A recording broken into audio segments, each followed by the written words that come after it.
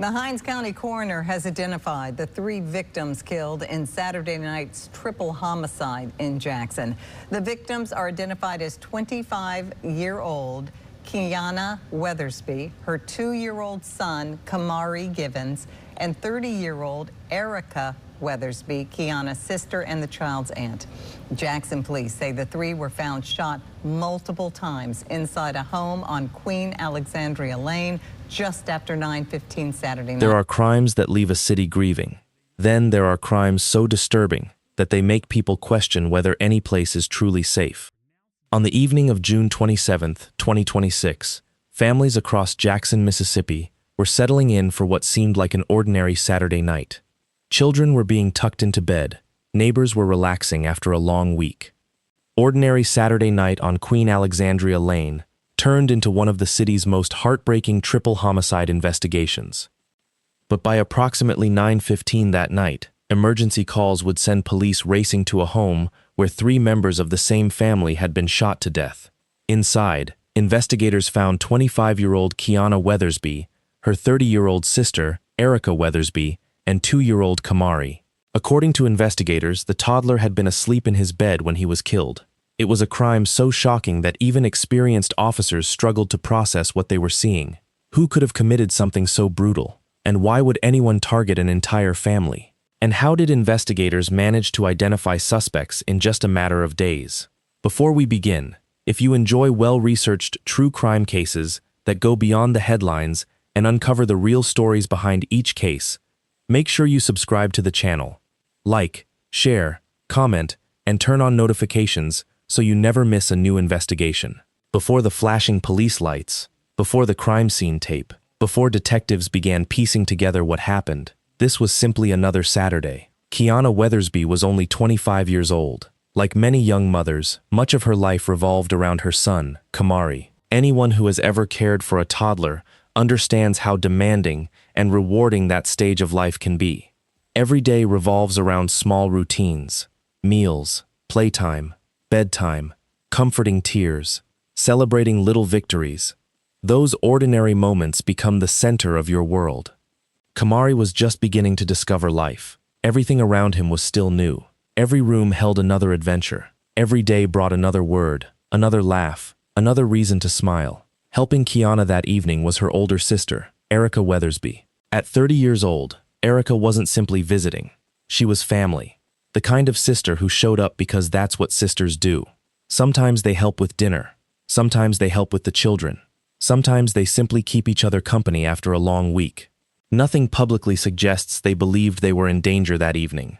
Nothing suggested they were spending their final hours together. According to investigators, by around 9:15 that night, everything changed. Multiple gunshots shattered the silence inside the home.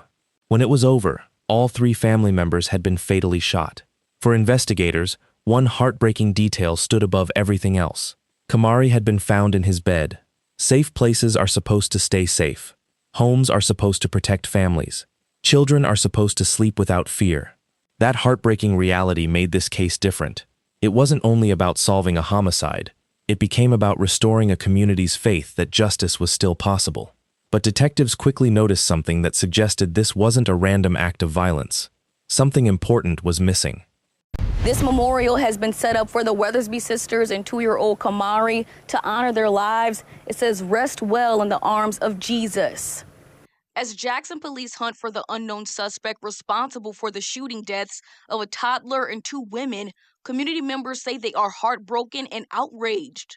No, I don't know the family, but I do believe that the heart of all of us should be with this family. Humanity is what brings us together as a whole. In this, it's no words. Candace Crump of Jackson set up a memorial outside the home on Queen Alexandria Lane, where police say 30-year-old Erica Weathersby, her 25-year-old sister Keyana Weathersby, and Keyana's 2-year-old son Camari Givens were found dead.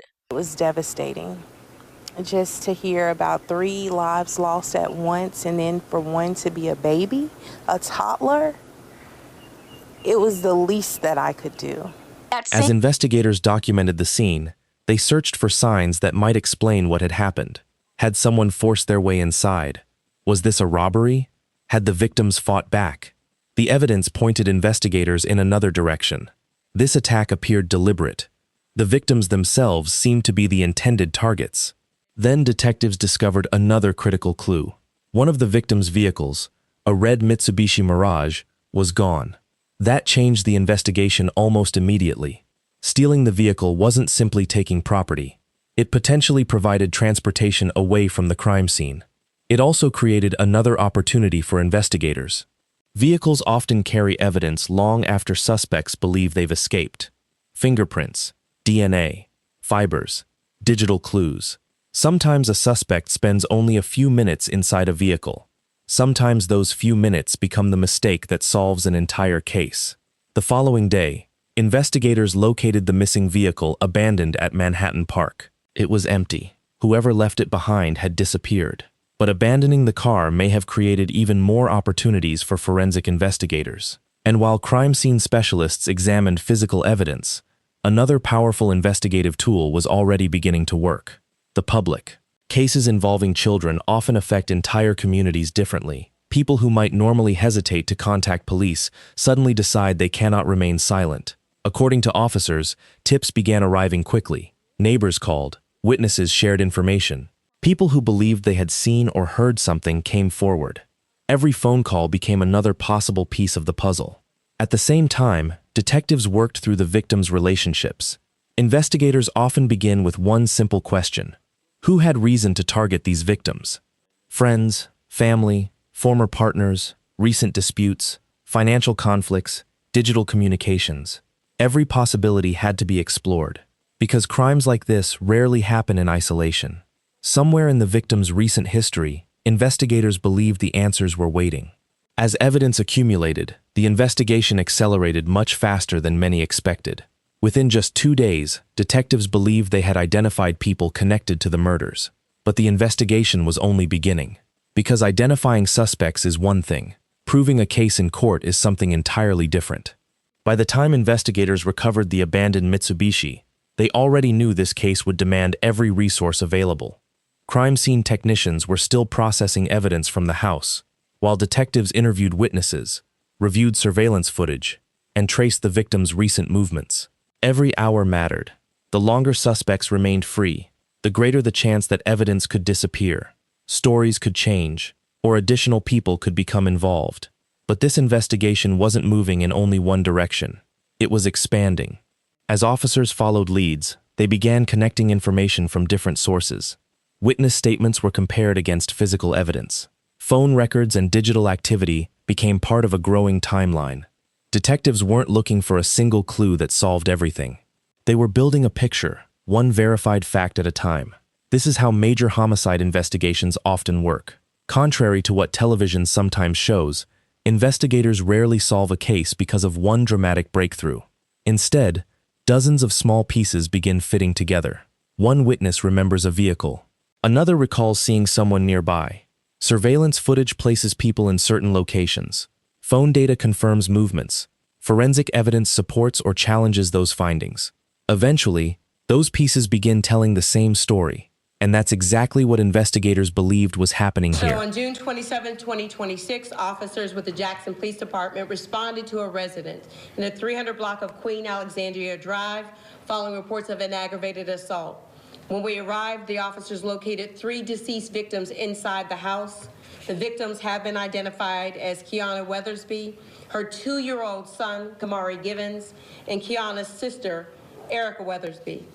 During the initial investigation, detectives learned that the victim's vehicle, a red Mitsubishi Mirage, had also been taken from the residence. The vehicle was recovered over the weekend and is currently being processed with the assistance of the FBI as our investigators continue to collect and analyze evidence. As the investigation progressed, detectives received and followed up on numerous tips from the public. Earlier today, information was developed during the investigation that led the detectives to identify a vehicle that we believe to be connected with the homicide. Officers attempted to conduct a traffic stop at 18th and Maddox Road. However, the driver refused to stop. Officers were ultimately able to safely surround the vehicle and take 2 suspects into custody without further incident. Currently, as a result, Cornelius Carter, C-A-R-T-E-R, 28 years old, has been charged with capital murder and a convicted felon not to be in possession of a firearm. Jordan Carter, 28, no relation, has been charged with capital murder in this case as well. This has been an extensive investigation involving countless hours of work by the Jackson Police Department, their detectives, patrol, crime scene personnel, and our law enforcement partners. Investigators worked diligently to collect physical evidence, conduct numerous interviews, and analyze digital and forensic evidence as a result to develop the probable cause that led to today's arrest. This investigation is ongoing and remains active. The Jackson Police Department extends its deepest condolences to the family and the loved ones of the victims. We remain committed to seeking justice for the victims and appreciate the cooperation and support provided by the community throughout this investigation. The mayor and I would also like to thank our law enforcement partners, including the Federal Bureau of Investigation, the Mississippi Bureau of Narcotics, the U.S. Marshal's Office, and all of the other agencies and personnel who assisted throughout this investigation. Just 48 hours after the murders, detectives announced a significant breakthrough. Investigators identified 2 men as suspects in the case. On June 29th, officers tried to pull their vehicle over. The driver did not stop. What followed was a pursuit that ended with officers boxing the car in and taking 2 men into custody without further incident. Their names were Cornelius Carter and Jordan Carter. Both 28, no relation to each other despite sharing a surname. Both were charged with capital murder. Cornelius faced an additional charge, being a convicted felon in possession of a firearm. Both men stood before a judge the following day and were denied bond. 2 men in custody. A city that wanted to exhale, it could not, because the investigation was not finished, and neither, as it turned out, was the list of people involved. The next day, June 30th, a third suspect was arrested. Her name was Mikala Young, 25 years old. Investigators allege she was the one behind the wheel that delivered Cornelius Carter and Jordan Carter to Queen Alexandria Lane, and that she left the scene after hearing gunfire from inside. She was charged with capital murder as well, and denied bond during her first appearance in court. 3 people now facing the same charge for the same 3 lives. And still, the case was not closed. Investigators believed there was a 4th person connected to what happened that night, someone who was no longer anywhere near Jackson. The search for him stretched out of Mississippi entirely, following leads across state lines until it reached Kaufman County, Texas. There, working alongside the United States Marshal's Service, local authorities took a man named Devone Edward Modecure into custody. He was 32 years old.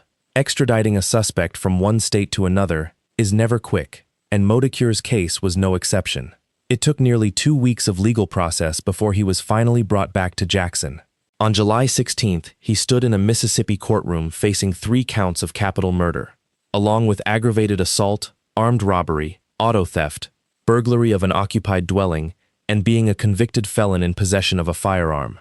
Like the 3 suspects arrested before him, he was denied bond. 4 people, in 2 different states, now connected by law enforcement to one house, on one street on one Saturday night. Investigators have said publicly that they believe the killings were targeted, and that robbery may have played a role in what happened, though officials have been careful not to confirm a full motive while the case remains active. What does not belong to any courtroom is the hole this left behind. A brother in Texas who found out by phone that he had lost 2 sisters and a nephew in the same night as announcement. The announcement immediately shifted the focus of the investigation. Until then, the community had been asking one question: who could have committed such a brutal crime? Now another question emerged: why? As detectives continued building their case, they emphasized that identifying suspects did not end the investigation. In many homicide cases, arrests are only one chapter. Prosecutors must still prove every allegation beyond a reasonable doubt. That requires evidence, reliable evidence, evidence that can survive courtroom scrutiny. Investigators continued collecting forensic results, reviewing interviews, and reconstructing every moment leading up to the shootings. Behind the scenes, the work was far from over. The murders sent shockwaves far beyond Queen Alexandria Lane. Residents who had spent years trying to create normal lives suddenly found themselves questioning how something so horrific could happen inside an ordinary family home. Jackson has faced challenges for years. Like many American cities, it has struggled with violent crime, economic hardship, and limited resources. But even in communities familiar with violence, crimes involving children leave a different kind of scar. People who had never met Camari mourned him. Parents looked at their own children differently. Neighbors checked their locks one extra time before going to bed. For city leaders, this case became more than a criminal investigation. It became a painful reminder of the violence affecting families across the community. Officials publicly promised to pursue justice while also addressing the broader issues contributing to violent crime. Those promises offered some reassurance, but for the victims' loved ones, nothing could undo what had already happened. One of the biggest misconceptions about homicide investigations is that an arrest means investigators stop working. In reality, that's often when some of the most important work begins. Every statement must be verified. Every piece of physical evidence must be analyzed. Every timeline must be tested. Defense attorneys will eventually examine every detail, searching for weaknesses or inconsistencies. Because of that, investigators must ensure that every conclusion is supported by evidence rather than assumption. That's especially important in high-profile cases like this one. Public emotion can never replace proof. Detectives understand that successful prosecutions depend on facts, not speculation. According to investigators, accountability was beginning to take shape, one step at a time. But the legal process was only beginning. The courtroom would ultimately become the place where evidence, not emotion, would determine responsibility. Cases like this are difficult to understand because they force us to confront questions that have no easy answers. How does a family lose everything in a single evening? How does a 2-year-old become part of a homicide investigation? And how do loved ones begin rebuilding their lives after such unimaginable loss? Those questions remain painful, but they also remind us why investigations matter. Every piece of evidence collected, every witness interviewed, every forensic test completed, every court hearing, each represents another step toward accountability. For Keyana Weathersby, for Erica Weathersby, and for little Camari, their names became part of a tragedy that no family should ever experience. As this case continues through the justice system, investigators, prosecutors, and the courts carry the responsibility of determining exactly what happened and ensuring that the legal process follows the evidence wherever it leads. Because behind every headline is a family forever changed, and behind every investigation is the hope that truth, however painful, will ultimately prevail.